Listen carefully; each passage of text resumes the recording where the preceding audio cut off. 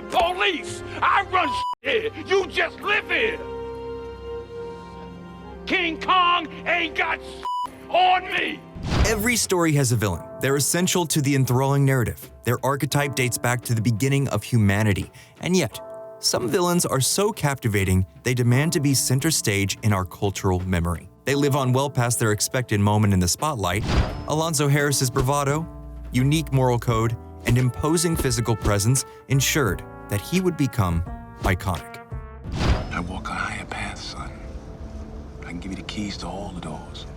But before we get too deep, please subscribe to the Nerdstalgic channel in order to keep up with all of our videos. Training Day is a hard-hitting crime thriller that stars Denzel Washington as a corrupt cop Alonzo Harris and Ethan Hawke as rookie officer Jake Hoyt.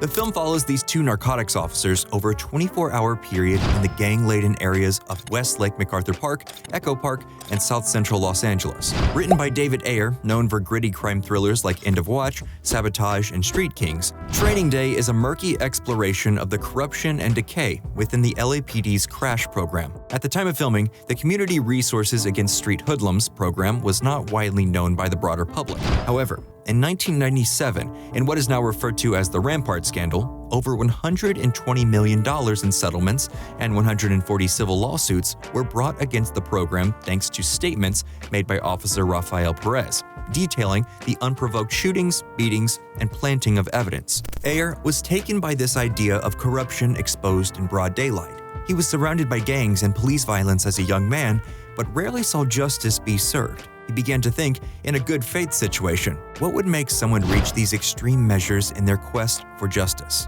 Within that thinking, he developed the idea of Alonzo Harris, arguably one of the most reprehensible yet captivating characters put on screen in the last 2 decades. Do the ends justify the means is a question that has haunted people in positions of power for generations.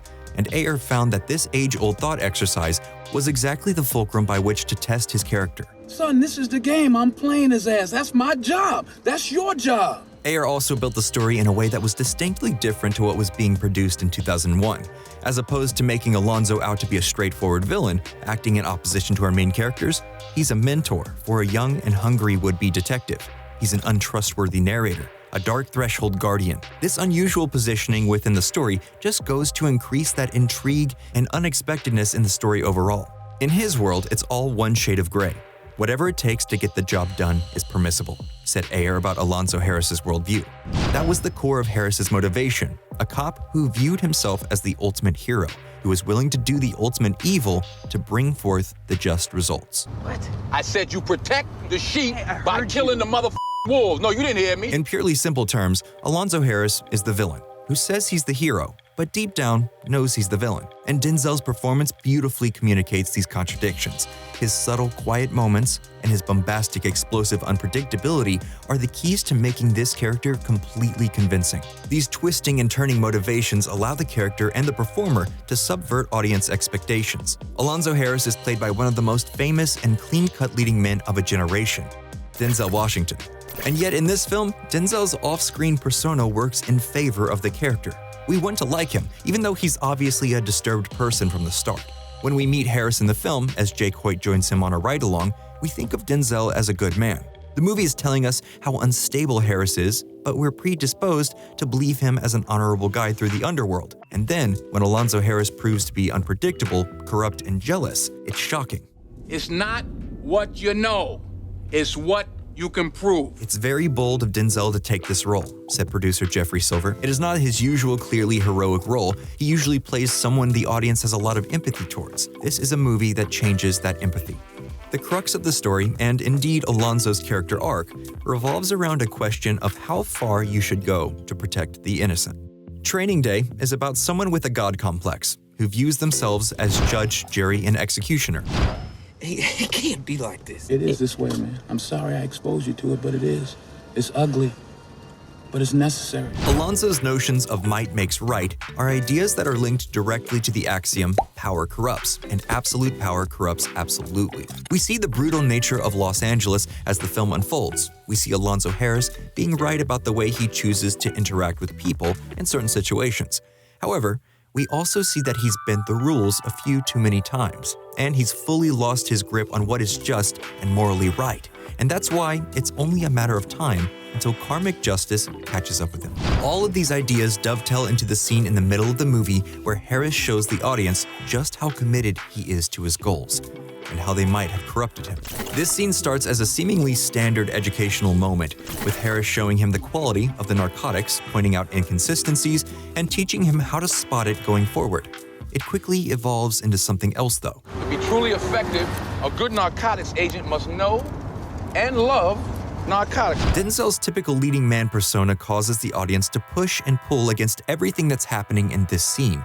Harris offers Hoyt the weed and then ratchets things into high gear when he demands that he smoke the weed. If I was a dealer, you'd be dead by now, motherfucker. You turn down on the street and the chief brings your wife a crisply folded flag. What the is wrong with you? Harris shows that this was a test, that he's playing mind games with Hoyt in order to see if he could actually handle what it's like to be an officer out in the wild. This thought exercise, while technically theoretical, is also still very dangerous. Alonzo Harris has a gun to Hoyt's head. Harris tells Hoyt to get out of the car and go back to the valley. He doesn't think he's capable of being a cop in the inner city of Los Angeles. Consumed by the desire to make detective, Hoyt lets the moment get the best of him and says, "Give me that thing. I'll smoke it, man. Give it to me." Only here's where the truly terrifying side of Alonzo Harris comes out. Hoyt quickly realizes that what he smoked wasn't just your average recreational green. It was laced with PCP. Harris reacts to Hoyt's bewilderment with a distant sense of superiority. He's smug about his own ability to pull one over on his new rookie partner. He takes a perverse enjoyment out of what's happening to Hoyt. He frames his reaction to Hoyt as though he's helping him get prepared for the grimy realities of the street, but we all know he's just getting off on the sense of power he's wielding. And Denzel performs this layered scene amazingly well. If he leaned into the operatic nature of it too much, it would come across as cartoony. If he underplayed, it wouldn't be believable. But he strikes the right balance of intimidating, coiled, and perfectly calculated. It's a perfect marriage of character and performer.